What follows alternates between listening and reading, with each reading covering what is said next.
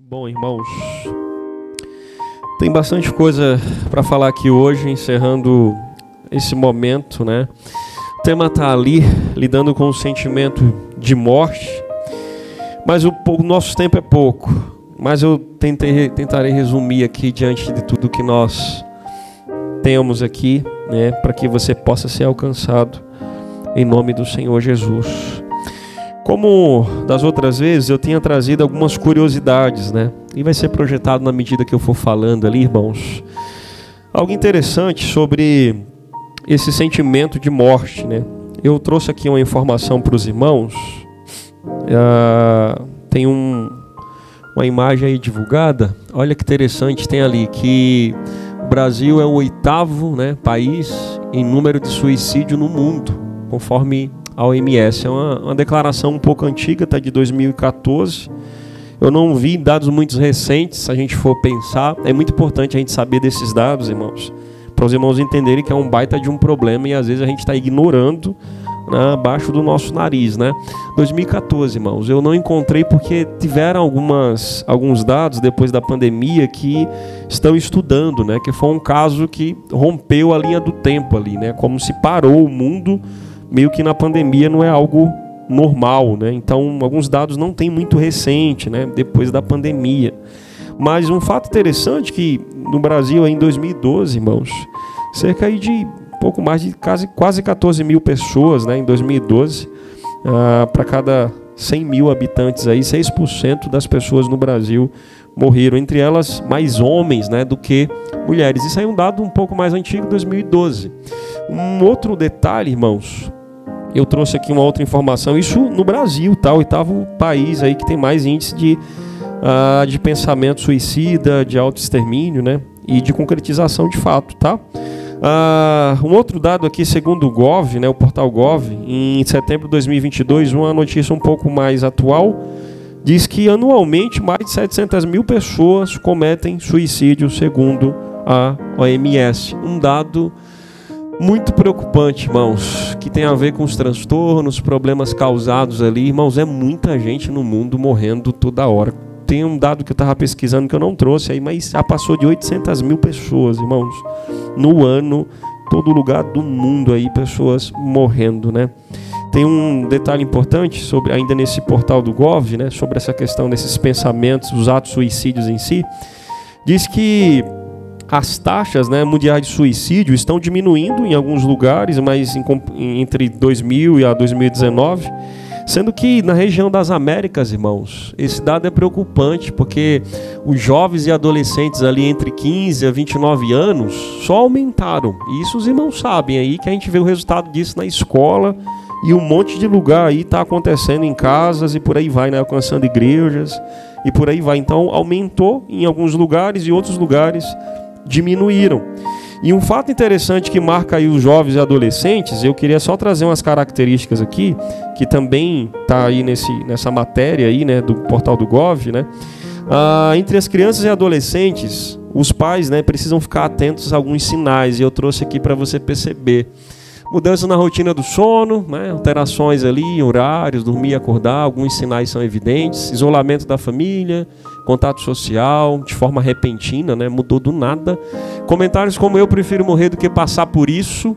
Geralmente as pessoas falam muito essa frase: eu prefiro morrer do que fazer isso. Prefiro morrer do que lidar com essas demandas. Isso aqui, irmãos, acontece toda vez quando vem olha só, o uso de roupas de mangas longas, mesmo quando está calor, comportamento de quem pode indicar marcas de automutilação nos braços ou antebraços, né? E diminuição no rendimento escolar. Irmão, você pode observar aqui ao redor, no horário da escola da garotada. E quem é professor aqui, eu trabalho na escola, sabe disso. A garotada eu passei aqui na sexta-feira, eu fui comprar ali um almoço, na sexta-feira passada. Quando eu entrei na rua, tinham 2 garotos vindo ou indo para a escola. E eles estavam, um de capuz, em pleno meio-dia, um calor arretado. Você pode observar o comportamento da galera aí dessa faixa etária. E eu fiquei dizendo, eu não entendo como esse abençoado tá de capuz e de casaca até aqui, e um calor daqueles do Nordeste, irmãos. E você pode observar que isso é algo muito estranho, irmãos. Tem alguma coisa escondendo que não quer estar mostrando só o rostinho ali. Tem alguma coisa, é um indicador. E você vai ver isso em todo lugar. Tem uma galera aí que está escondendo alguma coisa que é fato. Às vezes uns cortezinhos, né? Sinais de mutilações, às vezes marcas, às vezes umas que se queimam com cigarros para matar a dor ali, o sofrimento, um bocado de coisa. E ali esconde suas marcas para que ninguém veja, professores não vejam, escola e por aí vai. Fica atento a esses sinais, irmãos, está muito perto de nós, tá? Isso é bem verídico, esses estudos aí. Agora, o que é que a Bíblia fala sobre a morte, irmãos? A gente viu aí um pouco do contexto social, no cenário do Brasil, no mundo. Um texto interessante está em Gênesis 2, versículo 17, diz que: mas não coma da árvore do conhecimento do bem e do mal, porque no dia em que dela comer, certamente você morrerá. Olha que interessante, irmãos. A morte entra no mundo como um sinal da desobediência, o resultado de um pecado. O ser humano não era para morrer. O resultado do pecado. A morte é uma intrusa no mundo, irmãos. Não era para o homem morrer. A mulher não morrer. Não era para existir morte no mundo de nada. A morte vem em consequência de uma má decisão tomada lá atrás, onde Deus deu uma ordem diante da liberdade do homem e da mulher: se você comer, certamente você morrerá. A morte é uma intrusa. Não é o desejo de Deus que as pessoas venham padecer, perecer. Isso não é a vontade de Deus. O que é que a Bíblia ainda fala sobre a morte, irmãos? Está lá em 1 Coríntios 15, 26. O último inimigo a ser destruído é a morte. O apóstolo Paulo fala isso, falando lá sobre a ressurreição do corpo, como nós seremos como Jesus é, e um monte de detalhes sobre a morte e ressurreição e de Jesus e que venceu, que se a gente não crê é vã a nossa fé, o evangelho nada faz sentido se não houver ressurreição. Ou seja, a morte, irmãos, é o último inimigo a ser destruído, porque Jesus já venceu na cruz Satanás, as trevas, a podridão desse mundo, né, que vai acontecer. Ele implantou o reino dele nesse mundo, mas vai acontecer uma transformação no dia a qual ele virá, o juízo e as coisas que vão acontecer finais. Então, a morte, hoje as pessoas ainda morrem. Hoje nós morremos, padecemos ainda, mas um dia a morte cessará. Acabou, porque ela não vai haver mais espaço para que ela reine entre as pessoas, diante como veio desde o primeiro erro, o primeiro pecado. O que é que a Bíblia ainda fala sobre a morte, irmãos? Em um texto em Apocalipse 1, ou seja, irmãos, diz assim: tinha em sua mão direita as 7 estrelas, e a sua boca saía uma espada afiada de 2 gumes. Sua face era como o sol quando brilha em todo o seu fulgor. Quando o vi, caí aos seus pés como morto. Então ele colocou sua mão direita sobre mim e disse: não tenha medo, eu sou o primeiro e o último, sou aquele que vive. Estive morto, mas agora estou vivo para todo sempre, e tenho as chaves da morte. Tenho as chaves da morte e do Hades. Algumas traduções vai dizer a chave da morte e do inferno, porque Hades quer dizer também inferno, né? Abismo, escuridão, as trevas, lugar dos mortos, né? Para muitos. Então, quem é que tem a chave da morte, irmãos? Ou seja, quem que tem autoridade sobre a morte? Quem que estava morto, né, e reviveu? Quem é o primeiro e o último que João está falando aqui? Jesus. Jesus tem autoridade sobre a morte. Ele tem autoridade para dar vida, como deu vida, o verbo que se fez carne, tudo foi feito por meio dele, como também ele tem autoridade para reter a vida. E ele tem autoridade, né, sobre a morte, sobre o inferno, sobre o mal, sobre o maligno, sobre tudo. Ele tem autoridade sobre a morte. Um outro texto também que a gente conta na Bíblia sobre a morte, que é bem pontual aqui, está lá em Apocalipse 21, né? Um texto que a gente leu da outra vez falando sobre sentimento de tristeza. Ouvi uma forte voz do trono, e vinha do trono e dizia: agora o tabernáculo de Deus está com os homens, com os quais ele viverá. Eles serão os seus povos, o próprio Deus estará com eles, ele será o seu Deus. E ele enxugará dos seus olhos toda lágrima, não haverá mais morte. Não haverá mais morte. Nem tristeza, nem choro, nem dor, pois a antiga ordem já passou. Ou seja, irmãos, a morte ela terá um fim. Ela vem ao mundo como intrusa, entra no ser humano. A última inimiga é ela, qual Jesus tratará. Não vai haver mais morte, ela terá um fim, e Jesus tem autoridade sobre a morte. Irmãos, quem é que tem a única autoridade sobre a morte ou sobre a vida? É Ele. Não tem ser humano, não tem mal, não tem nada, não tem Satanás, não tem maligno, não tem ninguém que possa dar a vida ou retirar a vida, porque Ele é o autor de tudo. Autor de tudo. Criatura nenhuma pode fazer algo se não for o Criador, ou se Ele permitir. Então não adianta, ou não tem porquê nós temermos a morte ou qualquer coisa. E ainda, por sinal, né, ontem um tio meu faleceu, exatamente falando sobre questão de morte aqui, faleceu aqui em Brasília. Ontem fui no seu sepultamento em Unai, passei o dia por lá, não tive a oportunidade de congregar com os irmãos, uns parentes eu de Maceió, e me remeteu àquela cena. Faz tempo que eu fui no velório, graças a Deus parece que tenha dado uma trégua, de repente aparece algo como esse, que me leva aí poder ver lá, sepultar ali um tio meu, irmão do meu pai. A morte, irmãos, na Bíblia está ligada à originalidade de algo ruim. Ela surge por causa de uma maldade, de uma má escolha, da má decisão. A morte não está ligada a algo como bom. A gente não pode apreciar a morte como algo bom, como cessação dos problemas, como finalização das nossas dores, e a morte é uma opção que possa ser interessante para nós. A morte na Bíblia sempre vai estar ligado com algo que não tem nada a ver com Deus. Tem nada a ver com Deus, irmãos. Morte não tem nada a ver com Deus.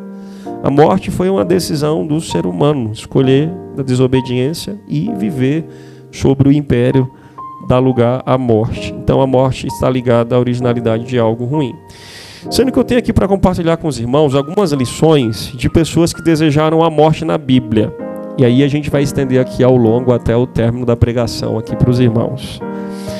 Será que tem pessoas na Bíblia que tiveram sentimentos de morte ou falaram coisas como que eu quero morrer, como muitos pensam e agem, aquelas mais de 700 mil pessoas que a gente viu aqui um dado pelo Gov, né, no mundo aí, aliás, pela OMS, né, morrem aí ou cometem suicídio. Primeira pessoa que a gente encontra na Bíblia está ali, irmãos, Moisés. Moisés, ele falou praticamente isso, irmãos: sozinho eu não sou capaz. Olha o texto que está em Números, e eu vou ler aqui na íntegra para os irmãos, vai estar projetado ali também. Moisés ouviu gente de todas as famílias se queixando. Eu não vou ler todo o texto, porque senão eu vou estender muito, mas para os irmãos entenderem, o povo estava questionando a Moisés sobre a comida, as coisas que tinha no Egito, e no deserto não tinha tanta alimentos e tantas coisas como tinha no Egito. E a ira do Senhor se acendeu naquela hora sobre aquele povo. E Moisés começa a ficar cansado, começa a ficar angustiado, começa a ter um peso dentro de si. E ele pergunta ao Senhor, está aí o texto: por que trouxeste este mal para o teu servo? Olha que interessante, irmãos. Moisés era um homem que falava com Deus face a face. A palavra do Senhor diz, a presença do Senhor se revelava a ele. E na hora do peso, na hora das responsabilidades, da capacidade, Moisés olha para Deus e parece que Deus está fazendo mal a ele, porque o povo está cobrando de Moisés. E esse texto está lá no livro de Números 11, no versículo 10 ao 15. E ele diz literalmente isso: por que o Senhor me trouxeste esse mal sobre mim, sobre o teu servo? Está ali as coisas que ele vê. Ele até fala assim, irmãos: eu pergunto ao Senhor, foi por não te agradares de mim que colocaste sobre os meus ombros a responsabilidade de todo este povo? Por acaso foi eu quem o concebeu? Ou seja, foi eu que dei a vida a mim mesmo? Ele começa a questionar até seu nascimento, irmãos. Fui eu quem trouxe a luz? Por que me pedes para carregar nos braços, como uma ama carrega o recém-nascido, e levá-lo até que prometeste sob juramento os teus antepassados? Aí Moisés diz o seguinte: onde conseguirei carne para todo esse povo? Não posso levar todo este povo sozinho, essa responsabilidade é grande demais para mim. Aí Moisés diz assim: e é assim que vais me tratar? Então mata-me agora mesmo, se te agradas de mim, não me deixes ver a minha própria ruína. Olha que Moisés está dizendo a Deus. Moisés vê Deus como se fosse um opositor e não o seu amigo na hora da carga pesada. Moisés fala que sozinho eu não consigo, é pesado, não dá para me enfrentar todos esses problemas, essas coisas. Moisés tem um sentimento, irmãos, que é melhor morrer do que enfrentar e passar por tudo isso. E isso é algo humano. Você consegue perceber que não é muito diferente do que está hoje? E a gente olha nas escrituras e vê um cara que falava com Deus e agora uma pessoa que parece que Deus está pesando demais, está trazendo o peso e a carga do povo, permitindo que ele passasse por tudo isso. E ele olha, uma coisa que me chama a atenção, irmãos, parece que ele se volta, né, contra Deus. Parece que é uma coisa que a gente chama na área da psicologia, parece que tem uma crise existencial. Parece que ele olha e diz, porventura eu quis viver? Porventura minha mãe, eu pedi para minha mãe nascer? Eu pedi algo para vir para esse mundo? Ele começa a fazer esses questionamentos, irmão, desde o seu nascimento. Parece que esqueceu de quem ele é e de quem Deus é. E de quem o chamou, de quem deu o seu propósito. Ou seja, esse pensamento, irmãos, esse tipo de sentimento que Moisés estava tendo, é um sentimento de carga pesada e carregar tudo sozinho. Eu pergunto, hoje, pessoas não estão passando por isso da mesma forma? Pessoas não estão carregando coisa sozinha, pesada demais, às vezes se voltando contra Deus, se a gente for olhar, e às vezes olha e começa a ter as suas crises existenciais e questionando por que nasceu, por exemplo. Não é diferente da situação de Moisés, sendo que para cada questão que eu vou trazer aqui, irmãos, Deus tem uma resposta. Qual foi a resposta que Deus deu a Moisés? Se você observar ali, o pessoal ali vai passar para a gente. O texto em Números 11, 16 ao 17, diz assim, olha a resposta de Deus a Moisés diante do que ele estava passando. Diz, reúna 70 autoridades de Israel, que você sabe que são líderes e supervisores entre o povo, e leve-os à tenda do encontro, para que esteja ali com você. Eu descerei, falarei com você, e tirarei do Espírito que está sobre você, e porei sobre eles. Eles os ajudarão na árdua responsabilidade de conduzir esse povo, de modo que você não tenha que assumir tudo sozinho. Irmãos, qual é o problema de Moisés? Assumir tudo sozinho. É o cara que tem que ser o centralizador. Tem que resolver todo o problema. Não tem ninguém para ajudar. Um batalhão de povo no acampamento, mais de 2 bilhões de pessoas, e ele tem que resolver as coisas sozinho. E ele se cansa, se enfada igual nós, ele fica fisicamente exausto. O povo murmurando contra ele, cadê a comida? Era melhor o Egito, era melhor o deserto, era melhor outras coisas que está aqui peregrinando. E Moisés dá essa resposta para Deus, mas Deus dá uma resposta para ele dizendo assim, filho, em outras palavras, eu estou com você. Em outras palavras, eu estou com você. Reúna as autoridades, ou seja, divida o fardo. Irmãos, não tem nada melhor do que quem está carregando algo sozinho, dividir o peso. Pessoas que estão com o sentimento que é melhor cessar a vida, divide a carga, compartilha, né? Conversa, passa as responsabilidades, para que estejam ali com você. O Senhor está orientando a Moisés para ele poder dividir essa carga. E ele diz assim, eu descerei e falarei com você. Irmãos, Moisés tinha um Espírito de Deus. E Deus estava dizendo assim, olha, eu estou tirando o Espírito que está sobre você e compartilhando com as demais autoridades que são os seus amigos que vão ajudar você com essa carga, para que você não esteja só. E é interessante que se a gente for observar, o texto vai nos dizer que para que você não tenha que assumir tudo sozinho, que é o que está no finalzinho ali. Ou seja, irmãos, era muito fácil resolver o problema do sentimento de morte de Moisés. Muito fácil. Aí talvez a gente olhe e diga assim, pastor, mas não é você que está passando o que eu estou passando. Você não sabe o que eu enfrentei a minha vida toda. Irmãos, como era na cabeça de Moisés, o povo murmurando dia e noite, querendo provisão e sustento e lembrando das coisas do passado. Questionando a você de tudo, porque estava ruim as coisas, porque era culpa sua, porque tirou a gente de lá, e trazendo um monte de detalhes. Será que a vida de Moisés ali estava fácil, irmãos? Mas olha como Deus resolve de uma maneira, dando orientação para que Ele mesmo pudesse resolver o problema. Observe que Deus dá diretrizes para que o homem, quando está... eu trouxe umas expressões passadas aqui sobre o balde, né, da tristeza, na semana passada, o balde do sentimento da morte, de perecer. Quando a gente está mergulhado nessas coisas, irmãos, Deus nos dá orientação para a gente sair, porque a gente entrou lá. E a gente agora precisa sair da mesma maneira que entrou. Da mesma maneira que nós entramos, Deus está dizendo, filho, vou te ensinar a sair daí. Ou seja, tem como sim a gente sair de um balde mergulhado que a gente quer perecer, irmãos. Não é a única saída, não é o único meio, não é a única resposta, não é a única opção de querer perecer. Moisés teve esse sentimento, irmãos. Mas Deus o ajudou, distribuindo a carga a qual ele não estava conseguindo fazer. Às vezes a gente está assim, arrebentado, angustiado, triste, mas não tem ninguém que ande conosco compartilhando das nossas lutas. A gente está carregando tudo sozinho.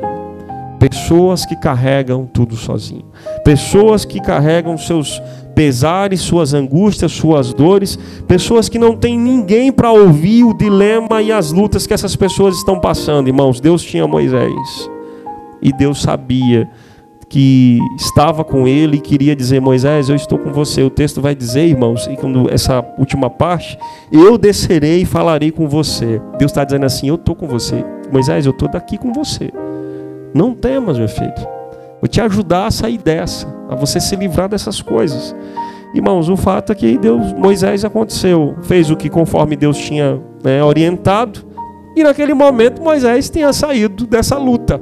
Saiu dessa crise que estava tendo ali e conseguiu triunfar pela graça de Deus. Se você for olhar a morte de Moisés, você acha que Moisés morreu fazendo esse pedido a Deus? De forma nenhuma, irmãos. O texto vai nos dizer ali, em Deuteronômio 34, que a morte de Moisés foi assim. O Senhor lhe disse: esta é a terra que prometi sobre o juramento a Abraão, Isaque e Jacó.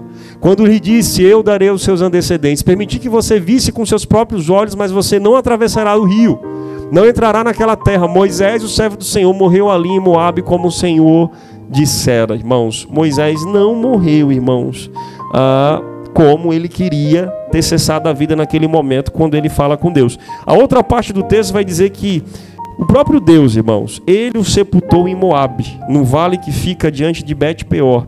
Mas até hoje ninguém sabe onde está o seu túmulo. Moisés tinha 120 anos de idade quando morreu. Todavia, nem os seus olhos, nem o seu vigor se enfraqueceram. Pelo contrário, Moisés ainda tinha mais tempo, se fosse necessário, de viver, porque até no estado da velhice, 120 anos, ele estava tendo vigor. Ou seja, enquanto ele pediu morte, Deus estava dando mais vigor e vida. Você consegue perceber o que eu estou falando, irmãos? Você consegue entender que ele não tirou a própria vida, irmãos? Ele foi o autor que poderia retirar a vida dele, que tem a chave da vida e da morte. O problema é que as pessoas hoje, elas vão e fazem e executam os planos, né? Tem uma questão que tem um plano, né, do suicida lá, almejam e faz os planejamentos para executar, mas não foi até o dono da vida. O Senhor jamais permitirá, irmãos. O Senhor não compactua com a morte, a gente viu isso aqui. A morte é uma intrusa, é uma inimiga. A morte e Deus não andam junto, porque Deus é vida. Deus é vida eterna. Ele está em eternidade, não anda junto. Moisés vai ao dono da vida e diz: Senhor, tá bom, chega. E Deus disse: não, filho, vou te dar mais vida ainda. Em outras palavras, Moisés morre com 120 anos, irmãos, e o seu vigor estava todo vapor. Deus não atendeu o pedido de Moisés. Deus sabia o que estava acontecendo com Moisés. E Deus estava presente com Moisés, irmãos. Amém, irmãos? Uma outra pessoa que passou por momentos delicados na vida se chama Elias. Está ali. Elias teve uma expressão na Bíblia, irmão, dizendo assim: não sou melhor. E tem muitas pessoas que passam por isso e dizem assim: nossa, eu não aguento mais também. Parece que você vai entender um pouco do conflito de Elias. Geralmente os irmãos sabem do contexto ali da caverna. Elias está lá no o texto que a gente encontra em 1 Reis 19, irmãos. Olha que interessante. O texto vai dizer assim: ora, Acabe contou a Jezabel tudo o que Elias tinha feito e como havia matado todos aqueles profetas à espada. Por isso Jezabel mandou o mensageiro Elias para dizer-lhe que os deuses me castiguem com todo vigor, caso amanhã, nesta hora, eu não faça com a sua vida o que você fez com um deles. Irmãos, Elias era um cara destemido. Um profeta nos capítulos anteriores que todo mundo temia. Todo mundo temia. Mas chegou um momento que a rainha lá, Jezabel, ela dispara, né, uma palavra, né, pelo mensageiro, dizendo que o que aconteceu com os profetas dela, de Baal, a qual foram mortos ali pelo ministério do profeta Elias, né, e até batalhas houveram também. Ela estava dizendo: olha, aconteceu o mesmo com você, o que você fez com os meus profetas. Irmão, sabe o que aconteceu? O texto vai dizer que Elias teve medo de uma ordem de uma mulher. Elias teve medo e fugiu para salvar a vida. Interessante que ele sabia que em Deus ele estava sendo usado no seu ministério para acontecer diversas coisas como aconteceram. Não era o poder de Elias, era o poder de Deus através de Elias. E é interessante que ele deixou o servo à parte ele entra no deserto. Observa as características de pessoas que estão passando por conflitos internos, irmãos. Caminha vagamente, não sabe para onde está indo, não tem caminho, qualquer caminho é caminho. E ele vai, entra no deserto, ele senta-se embaixo de uma árvore ali, a qual orou, e ele pede a morte. Já tive o bastante. Senhor, tira a minha vida, não sou melhor do que os meus antepassados. Irmãos, parece que está tendo uma crise. Elias está tendo uma crise. O que é que está acontecendo, Elias? Elias parece que está tendo uma crise, irmãos. Não é diferente de pessoas hoje. Pessoas estão tendo crise. Sabe qual é a resposta de Deus a Elias, irmãos? Vou colocar aqui para os irmãos. É como se Deus estivesse dizendo assim: eu te sustento, meu filho. De onde você está passando, eu te sustento. Olha o que o texto vai nos dizer. Depois se deitou debaixo da árvore e dormiu. De repente um anjo tocou nele e disse: levante-se e coma. Irmãos, Deus enviou um anjo, preparou o alimento para Elias no momento da caverna, no momento do seu medo e angústia. Elias olha ao redor ali, junto à sua cabeça havia um pão assado sobre brasas quentes. Irmão, um pão sobre brasa, quentinho para Elias. Você consegue perceber isso? Um jarro de água, não era nem um copo apenas, irmão, um jarro de água. Ele comeu, bebeu e deitou-se de novo. Irmãos, para uma pessoa deitar de novo é porque conseguiu ter um pouco de sossego. Ninguém vai dormir depois de tamanha aflição. Se estiver preocupado, a cabeça não vai deixar relaxar e dormir, descansar e sossegar. Irmãos, Deus preparou para Elias o que ele precisava. Deus estava dizendo para Elias: eu te sustento. Observe que Deus não discute com Elias sobre o seu pensamento, sobre seus anseios, sobre a morte, sobre as coisas, sobre o medo, sobre a aflição de Jezabel que estava colocando sobre ele. Deus não discute com ele. Deus vai plenamente. Quando ele olha, ele vê comida, água e sustenta o físico e a vida de Elias, irmãos.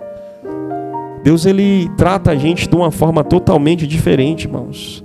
Se você observar mais à frente, o texto vai dizer que o anjo do Senhor voltou, tocou nele e disse: levante-se e coma, pois a sua viagem será muito longa. Irmãos, toda hora, todo tempo, Deus sustentando Elias.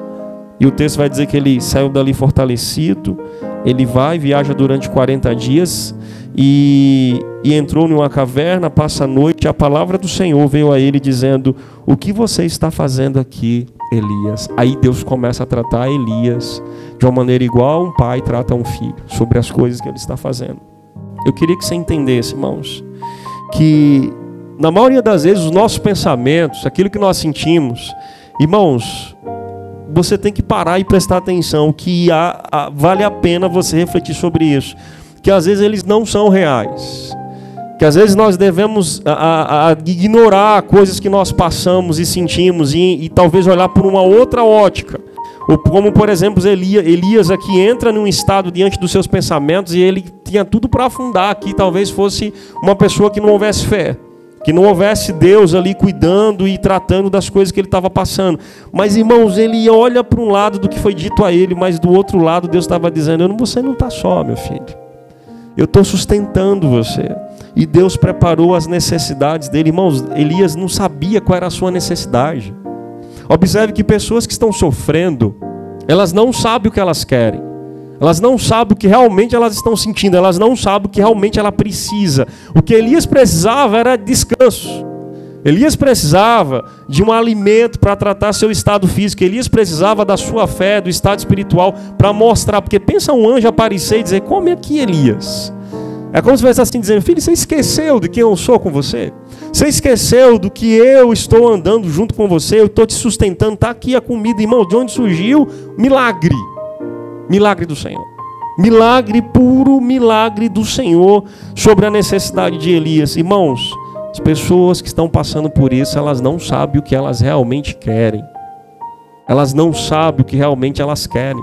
E é por isso que está uma confusão. E se não houver pessoas, e aqui no caso foi o próprio Deus, pessoas que ajudem essas pessoas a lidarem com esses sentimentos, irmãos, a tendência é perecer, porque elas estão totalmente confusas.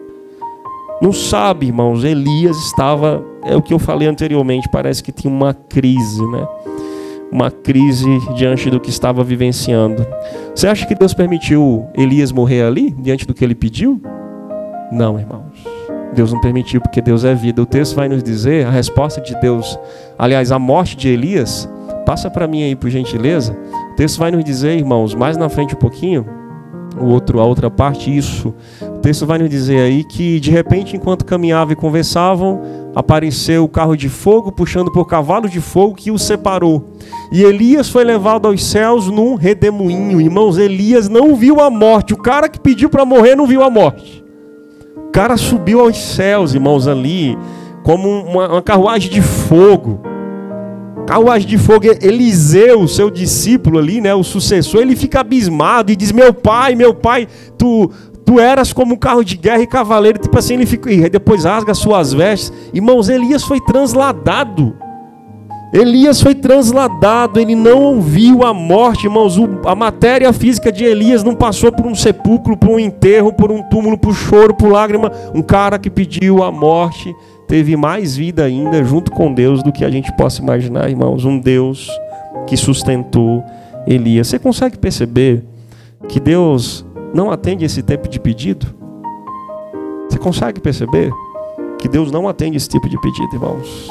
Terceira pessoa, irmãos, que teve um sentimento aí de morte, Jó.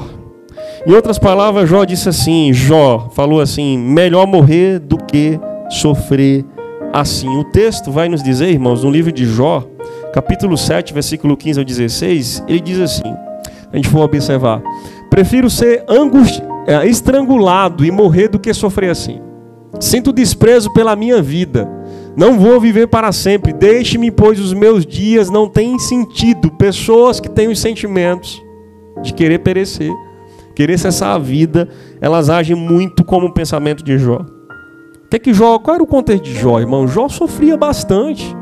Muito sofrimento, muita dor, muita angústia, enfermidade, perdeu parente, perdeu família, perdeu sua finança, perdeu seus recursos, perdeu seus bens, perdeu um monte de coisa. Perdeu tanta coisa, irmão Jó. E ele chega a um ponto que o sofrimento tá tão assim num nível, né, ali elevado, que ele diz assim: é melhor até morrer estrangulado do que viver desse jeito. Os meus dias não têm sentido. As pessoas que passam por isso dizem assim: não faz sentido a vida. Os meus dias não fazem sentido. E sabe qual é a resposta de Deus a Jó, irmãos? Que a gente pode observar. Olha só o que o texto nos diz. A resposta de Deus a Jó é como se fosse assim, em outras palavras: confia em mim, Jó, eu sei o que faço. O texto em Jó 38, do 1 ao 4, vai dizer assim: então o Senhor respondeu a Jó do meio da tempestade. Observe que Jó estava passando por tempestade, irmãos. Pessoas que têm o sentimento de querer encerrar a vida é porque são pessoas que estão passando no meio de uma tempestade e não sabe discernir o que está depois da tempestade. Está vendo agora, mas não depois. Não tem esperança. E o texto diz que disse ele: quem é esse que obscurece o meu conselho com palavras sem conhecimento? Deus começa a corrigir Jó, irmãos. Prepare-se como simples homens, vou fazer-lhe perguntas e você me responderá. Onde você estava quando lancei os alicerces da terra? Responda-me, se é que você sabe tanto. Irmãos, Jó capítulo 7, ele lança um sentimento, um pensamento de morte. Mas passa 8, 9, 10, 11, todos os capítulos. Quando chega em Jó 38, Deus responde a indagação de Jó. E como Deus responde? Em outras palavras, Deus está dizendo: Jó, você é muito pequeno. Você não dá para entender o que eu tenho para a sua vida no amanhã. Você não dá para entender os planos que eu tenho para você, Jó. Você não dá para entender, você precisa confiar em mim, que tudo que você está passando, eu estou permitindo passar. Mas no final, em outras palavras, você vai ver que vai valer a pena passar por tudo isso. De outra forma, eu estou te lapidando, te moldando, te fazendo você me conhecer, de andar comigo. Confia em mim, eu sei o que eu estou fazendo, eu sou um Deus soberano. E se você for ver como foi a morte de Jó, irmãos, Deus atendeu o pedido a Jó? Não, irmãos. Deus jamais atenderá esse pedido de perecer, de morrer. O Senhor respondeu a Jó, irmãos. Depois que Jó orou por seus amigos, o Senhor tornou novamente próspero. Jó 42, versículo 10. E lhe deu em dobro tudo que tinha antes. Lá atrás Jó queria padecer. Não queria passar por nada que estava passando. Não queria perder nada. Mas depois ele tem tudo dobrado do que não teve. Vale a pena passar por uma permissão de Deus, irmãos? Ou não vale a pena? Vale a pena continuar do mesmo jeito? O Senhor abençoou o final da vida de Jó mais do que o início, irmãos. Vale a pena viver pelo que você está vivendo, caminhando, trilhando, ou vale a pena viver o que Deus está permitindo para que depois você possa ter algo que você nunca teve antes? O Senhor abençoou o final da vida de Jó. Irmãos, é melhor o final ou é o começo? Começar com as coisas que você conquistou ou terminar conforme o que Deus tem e realizou por meio de você? Irmãos, ele teve um monte de coisas materiais. E se você observar ainda um pouco mais à frente, depois disso Jó viveu 140 anos e viu os seus filhos e os seus descendentes dele até a 4ª geração. E então morreu em idade muito avançada. Irmãos, Jó viveu 140 anos. E ele teve a bênção da longevidade, posteridade, as bênçãos dos filhos dos seus filhos até a 4ª geração. Eu te pergunto, quem era Jó sem Deus? Se a gente fosse pensar, quem é você sem Deus? Quem era Jó sem os planos do Senhor? Quem era Jó sem passar por tudo que ele passou? O que seria de Jó no final, ou como seria o final da sua vida? Será que estaria esse registro aí, irmãos? E um dos registros mais lindos que eu vejo na vida de Jó é quando ele diz assim: antes eu te conhecia de ouvir falar, mas agora os meus olhos te veem. Porque, em outras palavras, o Senhor permitiu passar tudo o que eu passei. E agora vale a pena viver conforme o que o Senhor me permitiu viver. Ou seja, irmãos, o que resultaria de Jó se ele não vivesse as coisas que Deus permitiu que ele vivesse? O que seria de Jó, irmãos? O que seria de Jó? Você consegue viver uma similaridade do que as pessoas são hoje e do que foram pessoas como, por exemplo, Jó? Uma 4ª pessoa, irmãos, Jonas. Lembra de Jonas? Lá o profeta, que era para pregar para Nínive. E aí ele vai para Tarsis, desobedece, o peixe o engole, depois vomita, ele ora ao Senhor, ele é colocado para fora. Ele fala basicamente isso: é melhor morrer do que viver desse modo, irmãos. O texto vai nos dizer em Jonas 4, versículo 3. Agora, Senhor, tira a minha vida. Olha a oração de Jó, falando com Deus. Tira a minha vida, Senhor. Volta a dizer, as pessoas que têm esses pensamentos na Bíblia, foram humanos como nós. Mas elas não tiram as suas vidas.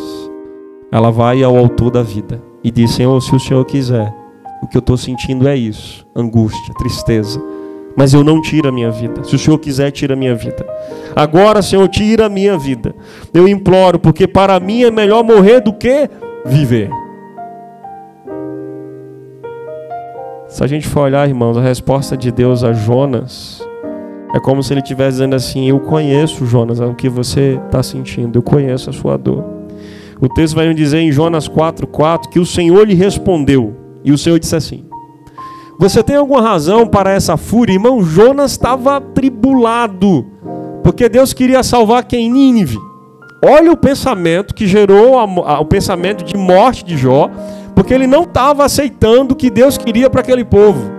Ou seja, as pessoas hoje, é muito comum, a gente quer um desejo que é melhor encerrar o que nós estamos fazendo, porque a gente não quer ser contrariado ao que eu quero, ao que eu gosto, ao que causa a insatisfação na minha vida. Jó estava totalmente satisfeito, irmãos, porque Deus queria salvar um povo, uma cidade de 120 mil habitantes. E Jó não queria isso, que aquele povo era rebelde, depois de se voltar contra o próprio povo de Deus. Mas Deus queria salvar, e Jonas não. Jonas não queria salvar aquele povo. Por isso que ele estava insatisfeito. Irmãos, pensamentos ruins diante da insatisfação, a gente vê isso na vida de Jonas, como nós vemos hoje. Aí o Senhor permite crescer uma planta sobre Jonas, a qual dá sombra. Irmãos, Deus faz nascer uma planta sobre Jonas para dar calmaria. Ele coloca a cabeça, livra-se do calor. Jonas, ele fica muito alegre, irmãos. Depois que a planta nasceu ali, surgiu, ele fica contente. Deus está tratando Jonas, irmãos. E o texto vai nos dizer que depois Deus trouxe um sol, e veio ali um vento, e veio e comeu ali aquela árvore que foi colocada, ao ponto dele desmaiar, veio calor sobre isso. E ele diz mais uma vez, a frase de Jonas é aquela ali: para mim é melhor morrer, irmãos. O texto vai dizer, o próximo texto vai dizer que para mim seria melhor morrer do que viver. E Deus fala de novo a Jonas, dizendo: olha, você tem alguma razão para estar tão furioso com essa planta, Jonas? Ele diz: sim, tenho, estou furioso ao ponto de querer morrer. Mais uma vez ele fala sobre isso, irmãos.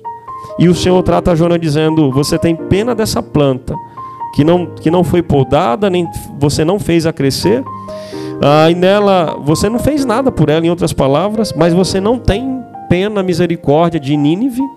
Você não tem misericórdia de Nínive em relação do que eu fiz por ela. Então você tem pena de uma planta, mas você não tem pena nem de você. Você não tem misericórdia nem de você mesmo, Jonas. Não deveria eu ter pena dessa grande cidade? Está lá em Jonas capítulo 4, versículo 8 ao 11. Irmãos, como é que foi o fim de vida de Jonas? A gente não sabe. O texto pergunta lá, o livro de Jonas termina com uma pergunta. A gente não sabe a trajetória depois daquilo ali da vida de Jonas, mas a gente sabe que Deus tratou Jonas. Deus trata as inquietações do nosso coração, irmãos. Deus trata as inquietações da nossa alma. Deus trata os nossos problemas. Deus manda respostas. Deus age e prepara coisas como Ele fez ali dando sombra a Jonas. E ele não percebeu que ele estava tendo uma certa compaixão da árvore que nasceu e morreu, mas ele não estava tendo nem dele. Você consegue perceber, irmãos, que é muito fácil a gente tentar entender, às vezes, a nossa dor, e às vezes a gente não discerne bem. Mas quando é alguma coisa fora de nós, a gente traz julgamento e traz definições muito rapidamente. A árvore, ele não fez nada, não merecia morrer, que Deus fez nascer sobre ele.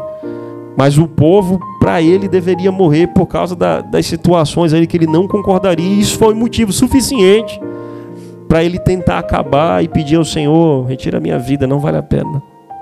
Deus tratou Jonas, irmãos. Deus não concedeu, eu acredito que Deus não concedeu esse pedido de Jonas, apesar de nós não sabermos ali a sua trajetória. Uma outra pessoa, irmãos, que pediu não teve interesse da vida, não sei se você já ouviu falar, foi Rebeca. Não sei se você já parou para prestar atenção nisso. O texto vai nos dizer, a Rebeca ali que a gente vê de Isaac, né? Se a gente for observar, o texto vai nos dizer o seguinte, irmãos: então Rebeca disse a Isaac: estou desgostosa da vida por causa destas mulheres hititas. Se Jacó escolher esposa entre as mulheres desta terra, entre mulheres hititas como estas, perderei a razão de viver. Em algumas traduções ele vai dizer assim: é melhor morrer. Rebeca, esposa de Isaac, né, mãe de Jacó. A gente sabe que esse texto está falando aqui, que está lá em Gênesis 27, 46, está falando daquela artimanha que foi feita, né, para Jacó ter a sua primogenitura, que a gente sabe que ele não teria direito, e ali ele sai da cidade, e ali ela fica preocupada, né, sua mãe, Rebeca, em relação à situação de Jacó. Ela diz assim: olha o sentimento que a pessoa tem de perecer. Se o meu filho casar com uma pessoa que eu não quero, é melhor morrer. Você percebe como os nossos sentimentos acabam sendo fúteis, irmãos, diante da grandeza de Deus? Você consegue perceber que aquilo que a gente sente passa a ser pequeno em relação do que Deus pode fazer, ou do que eu mesmo fiz e gerei tudo isso, como foi o caso de Rebeca? Você sabe qual foi a resposta de Deus para Rebeca, irmãos? É como se Deus estivesse dizendo assim: eu refaço toda a história que vocês fizeram. O poder da história está nas minhas mãos. E Deus responde dessa maneira, irmãos. O texto vai nos dizer em Gênesis 28, do 1 ao 3. Então Isaac chamou a Jacó e deu-lhe a sua bênção e ordenou: não se case com a mulher cananeia. Vá a Padã Arã, a casa de Betuel, seu avô materno, e case-se com uma das filhas de Labão, irmão de sua mãe, e que o Deus Todo-Poderoso o abençoe e faça um prolífero e multiplique os seus descendentes, para que você se torne uma comunidade de povos, ou seja, ser uma bênção para as nações. Irmãos, o pai de Jacó, Isaac, abençoou, e eu vejo como uma resposta de Deus planejando ali uma outra trajetória diante das coisas que dariam errado. E ele casa, que a gente vai ver lá, né, com as filhas de Labão, vem Raquel e a outra irmã ali, que a gente percebe, e ele continua a trajetória, e Deus meio que corrigiu, refez a história. Irmãos, Deus é especialista em mudar histórias que teriam tudo para dar errado, se você crê nisso. A morte de Rebeca, a Bíblia não fala muito. O único texto que tem falando assim de uma maneira bem precisa, irmãos, eu estava vendo, está lá se a gente for observar, Gênesis 48, 49 e 31, diz que ali foram sepultados Abraão e Sara, sua mulher, e Isaac e Rebeca, sua mulher. Ali também sepultei Lia. Ou seja, irmãos, Deus não concedeu o pedido de Rebeca. Deus não atendeu o pedido de Rebeca. Deus não atendeu aquele pedido, porque aquela vontade não era algo da decisão de Deus. E ela fez os erros, cometeu ali, e ali ela teria que acertar as coisas que erraram, que errou ali propriamente. Deus não tinha nada a ver com aquilo, irmãos. E Deus mesmo assim foi misericordioso e tratou a vida de Rebeca. Uma outra pessoa, irmãos, que eu pude observar aqui, Jeremias. Lembra do profeta, conhecido como um profeta das lamentações, chorão? Em outras palavras, Jeremias falou essa frase, irmãos: porque eu nasci. O texto vai nos dizer em Jeremias 28, aliás, Jeremias 20, do 7 ao 8, vai nos dizer assim: Senhor, tu me enganaste, eu fui enganado, foste mais forte do que eu e prevaleceste. Sou ridicularizado o dia inteiro, todos zombam de mim, e sempre que eu falo é para gritar que há violência e destruição. Por isso a palavra do Senhor trouxe-me insulto e censura o tempo todo. Maldita seja o dia em que eu nasci. Jamais seja abençoado o dia em que minha mãe me deu a luz. Maldito seja o homem que me levou a notícia a meu pai e o deixou muito alegre quando disse: você é pai de um menino. Ele está lamentando o seu nascimento, irmãos. Ele está dizendo, não faz sentido. Jeremias foi um profeta, irmãos, usado por Deus para levar uma mensagem de confronto ao povo. Sacerdote, profeta, tudo. Um período de cativo, um período de um desastre, irmãos, horror. E o que ele falava era doído nas pessoas que ouviam, e ele era muito ignorado, as pessoas ignoravam o profeta, e o sofrimento vinha de desprezo das pessoas, de lamento, de ruína. E ao ponto deles ficar tão carregados, dizer assim: olha, maldito seja o dia que eu nasci. Pessoas que têm um sentimento igual dele não mudam hoje, irmãos. Que lamenta a sua trajetória, seu sofrimento, abusos que teve, palavras que foram ditas: você é um maldito, você é horrível, coisas que foram machucadas, cicatrizes feitas. É o que mais tem, a pessoa dizer: nossa, eu não sei para que eu vim a esse mundo. Jeremias estava revoltado, irmãos, com tudo que aconteceu. Pra você ter uma ideia, outro texto vai dizer que pois ele não me matou no ventre materno, nem fez a minha mãe o meu túmulo. Ele estava dizendo assim: por que eu não morri lá durante a gravidez? Olha o que o profeta falou. Será que na Bíblia a gente não encontra situações semelhantes às nossas, irmãos? Será que na Bíblia a gente não pode encontrar resposta para o que nós passamos? E ele diz mais: e tampouco porque deixou permanentemente grávida, porque saí do ventre materno, só para ver dificuldades, tristeza e terminar os meus dias na maior decepção. Ou seja, parece que Deus agora é um adversário meu e não meu amigo, não o Senhor da minha vida. Sabe qual foi a resposta de Deus a Jeremias, irmãos? É como se ele estivesse dizendo assim: estou lutando por você, Jeremias. O texto vai nos dizer que em Jeremias 20, versículo 11: mas o Senhor está comigo, como um forte guerreiro. Portanto, aqueles que me perseguem tropeçarão e não prevalecerão. O seu fracasso lhes trará completa vergonha, sua desonra jamais será esquecida. Irmãos, esse texto aqui, o próprio Jeremias cita quando ele está lamentando tudo que ele falou. Em outras palavras, é como se fosse assim: eu sei do meu lamento, mas eu sei quem anda comigo. Eu sei porque eu estou sofrendo, eu sei por causa do propósito que eu estou tendo, eu sei do meu chamado, mas eu sei que aquele que está comigo, ele age como um poderoso guerreiro. E por isso todos que estão contra mim, porque era todo o povo contra ele, vão tropeçar diante de mim, porque o Senhor está comigo. Ele é um guerreiro que está junto comigo, e todos que me perseguem tropeçarão e não prevalecerão. Irmãos, consegue perceber que às vezes há momento de crise, mas também há um momento onde a gente se levanta por meio da fé. Deus não atendeu a morte de Jeremias, irmãos, os pedidos, os lamentos. Se a gente for olhar, a Bíblia não traz detalhes sobre a sua morte, mas Deus não atendeu, sabendo a dor que ele estava sentindo. Por fim, irmãos, mais um aqui que teve um sentimento ali de morte, de perecer, o Davi. Davi teve um coração muito angustiado quando ele perdeu o seu filho Absalão. O texto está lá em 2 Samuel 18:33. O texto vai nos dizer: então o rei abalado subiu ao quarto que ficava por cima da porta e chorou. Observe que os sinais são o mesmo: perda, luto, sentimentos ruins, coisas ruins que aconteceram, coisas erradas que aconteceram, coisas que doem no coração da gente. Foi subindo e clamando: ah, meu filho Absalão, meu filho Absalão, quem me dera ter morrido em seu lugar. Ah, Absalão, meu filho. A gente sabe que Absalão se voltou contra o próprio rei Davi, contra o próprio pai. Queria tomar o trono do seu próprio pai.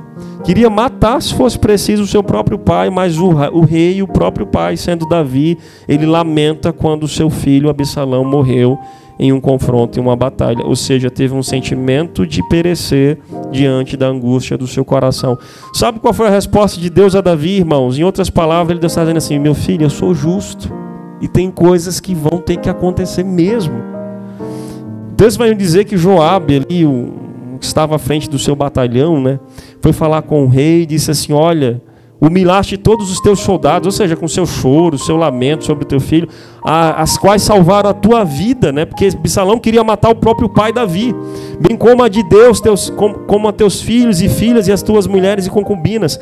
Ama os que te odeiam e odeia os que te amam. Hoje deixaste claro que os comandantes e os seus soldados nada significa para ti.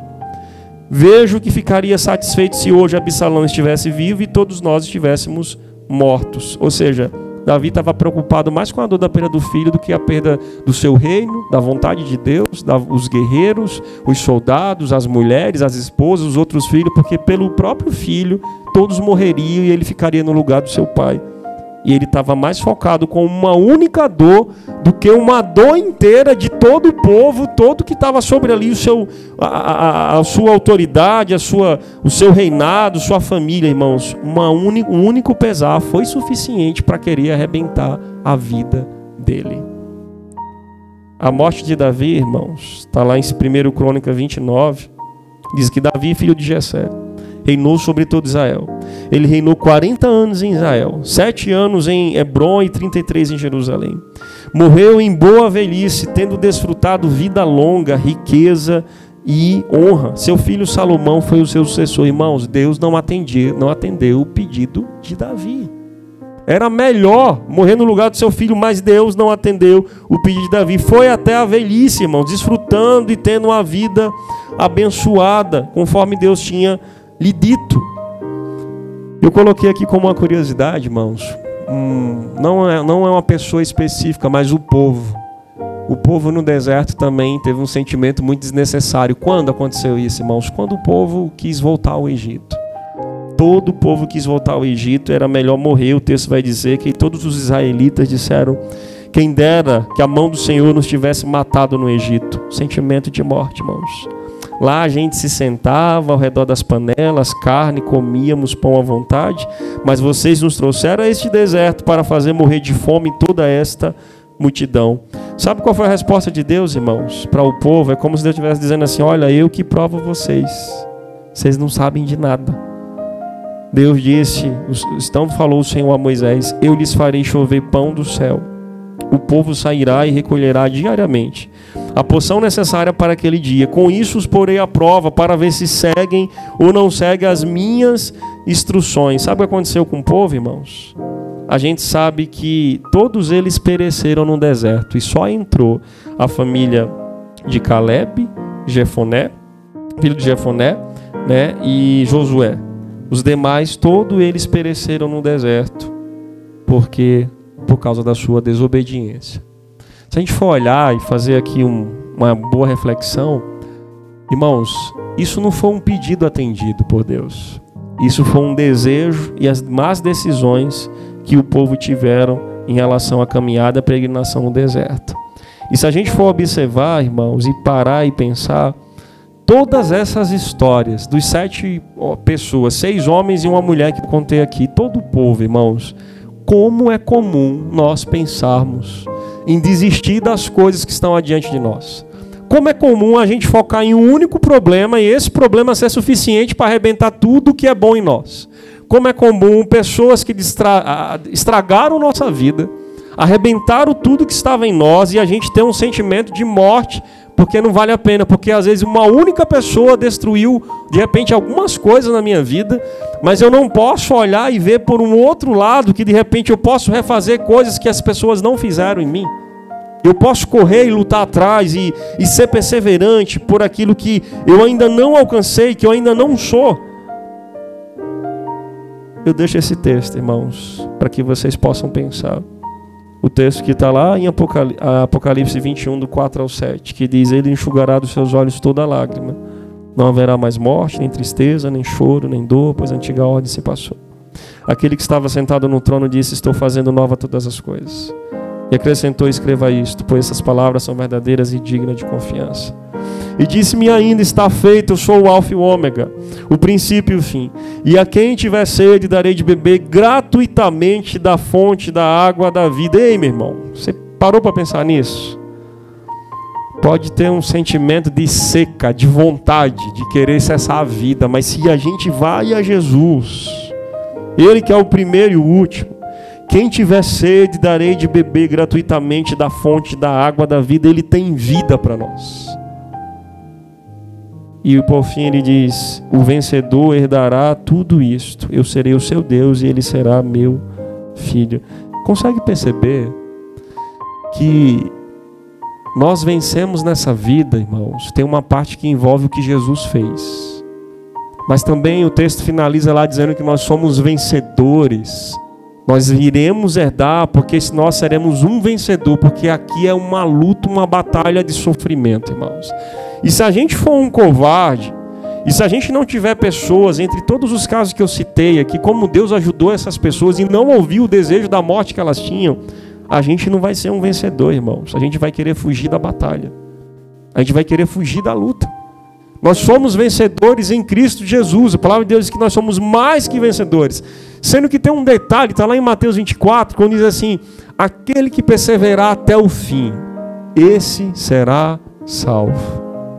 E o contexto está falando ali de lutas, tribulações, perseguição, sofrimento, mas eu tenho que perseverar. Pastor, o senhor não sabe o que está acontecendo comigo. Os irmãos não sabem o que está acontecendo. Você não sabe o que eu sofri, o que eu passei, os dilemas da minha vida, das coisas que aconteceram. Irmãos, perseverar até o fim. Vencedor herdará todas essas coisas. Aquele que tiver sede, venha a mim e beba gratuitamente da água da vida. Problema, irmãos, de que fonte e o que é que a gente está bebendo? Esse é o problema. O problema é que a gente, ao invés de ir à fonte da água da vida, a gente está procurando outras fontes que acaba destruindo e arruinando ainda mais. O problema é que ao invés da gente ir até Jesus, que a água jorra de vida para nós e muda o interesse das coisas que a gente tinha de perecer e agora a gente quer viver, a gente vai buscar e às vezes em coisas que mais prejudicam: bebida, droga, sexo, um monte de coisa aí que destrói a gente, amizades ruins, pessoas que mais colocam a gente para baixo do que levantam ou levam a gente para próximo de Deus. A gente vai arrebentando porque a gente está buscando fonte podre, irmãos, água suja, que arrebenta mais ainda a gente. Mas se a gente for até Jesus, irmãos, se eu e você for até Jesus, Ele tem fonte de água da vida para te dar. E o vencedor herdará todas essas coisas. Irmãos, aqui é uma verdadeira luta, uma verdadeira batalha, que vai vencer aqueles que estão em Cristo Jesus. Os que estão sem Cristo Jesus estará lutando sozinho. E você percebe que todos que lutaram, e mesmo estando com Deus, você percebe as aflições e crises que eles tiveram. Imagina se tivesse sem Deus. Para pensar, irmãos, e reflete. Será que você consegue vencer esse mundo sozinho? Será que você consegue vencer esse mundo do jeito que nós andamos e caminhamos sozinho? Será que o marido, a mulher, filhos é suficiente para ajudar você a vencer tudo que você está passando? Se às vezes eles estão pior do que nós, ou estão sofrendo mais do que nós e não quer transparecer isso para a gente? Será, irmãos? Será que tem alguém nesse mundo, algum governo, alguma pessoa, alguma autoridade que possa tornar a gente vencedor diante do sofrimento que nós passamos e que gera essas angústias, essas vontades em nós? Eu não sei de outra pessoa, irmãos. Eu sei que em Jesus nós podemos ter a vida eterna. É por isso que a gente nunca vai aceitar a morte, porque a gente sabe que ter Jesus significa viver uma eternidade. Ter Jesus significa viver uma vida longa, irmãos, e que nem a morte vai deter para aqueles que estão em Cristo Jesus, que um dia o ressoar da trombeta de Deus, aqueles que estão mortos ressuscitarão, irmãos, e subirão com Ele e reinarão com Ele para todo sempre. Você crê nisso? A morte é a última inimiga de Deus, irmãos. E você acha que Deus vai perder para a morte se Ele já venceu e ressuscitou? Você acha que a morte teve poder sobre Ele? Você acha que tem alguma coisa que possa deter o Senhor, a sua mão, o seu poder? Eu gostaria que a gente pensasse sobre isso, em nome de Jesus. Eu fiz questão de trazer aqui, irmãos, todas essas pessoas que eu pude pesquisar na Bíblia, para não deixar você nenhum rastro de dúvida que nós passamos por todas essas coisas. Eu e você, nós passamos. Os homens de Deus, mulheres de Deus passaram por essas coisas e não estamos diferente disso. Tem hora que está um cansaço, um enfado, dá vontade de dizer assim, nossa, dá vontade de parar tudo, sabe? Dá vontade da gente, dá vontade de nem viver mais, sabe? Eu queria que você pensasse sobre isso, irmãos. Deus está sempre com você. Deus está sempre conosco. Deus é justo. Deus é quem provê todas as coisas. Deus é quem cuida de nós. Deus é quem dá novo significado à vida que foi perdida um dia. Deus quem trata nossas lutas, nossas curas, nossas dores, nossas enfermidades, nosso sofrimento. Em Deus nós conseguimos encontrar respostas. Ele tem a água da vida eterna para te dar. Em nome de Jesus, Ele tem vitória para dar aos seus. Vencedor, ao invés de derrota. Ele tem cura ao invés de enfermidade. Ele tem coisas que nós conseguimos só nele, irmãos. Só nele. Em nome do Senhor Jesus.